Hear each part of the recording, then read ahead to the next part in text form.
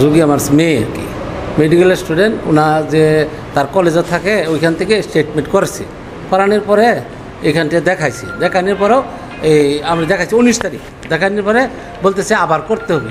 আচ্ছা ঠিক আছে করবো, আপনি ওটি মানে ফাইনাল করছি 22 তারিখ, পরে 8টার সময় আসবেন। আমরা বলছি আমরা তো বাড়ি গফরগাঁও, তো 8টার সময় আসবেন। তা এই যে আমার এই ভাই ছোটো ভাই সানি, সে বলতেছে তো ওরা তো আসতে পারবে না।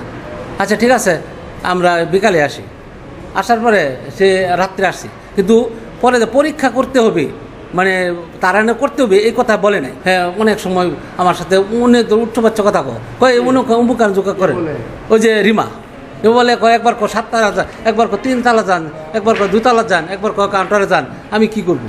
10:30 দিকে বলছে আজকে ওটি হবে, ওটি হবে তো পরীক্ষা করা হয়েছে না, ওনা ওটি হবে পরীক্ষা করেন। পরীক্ষা করার বার গেছি, একবার গেছি 2 তালায়, একবার গেছি 3 তালায়, আর গেছি 4 তালা। যাওয়ার পরে আর গেছি নিচে অ্যাডমিশন কাউন্টারে। যাওয়ার পরে কইতেছে আপনার চেয়ে সিরিয়াসে রুগী আছে, এই যে ট্রান্সফার করতেছি ঢাকা। আমি বলছি আমার তো ওটি করবো, এটা রিপোর্টটা দেখে আবার ইয়া করবো। পরে না আপনি দাঁড়ান, 10 মিনিট 15 মিনিট দাঁড়াইছি, দাঁড়ানোর পর আচ্ছা থাক 2 ঘন্টা পরে মানে পরে কে বলছে রিমা বলছি। পরে কতক্ষণ পরে এই ওটির ভিতর থেকে একটা নার্স পাঠিয়েছে, আপনি একটা বাটি নিয়ে আসেন। ও 5 মিনিট পরেই একটা বাটি নিয়ে আসেন, আপনার যে টিউমার যে অপারেশন করছে বাহির করুন।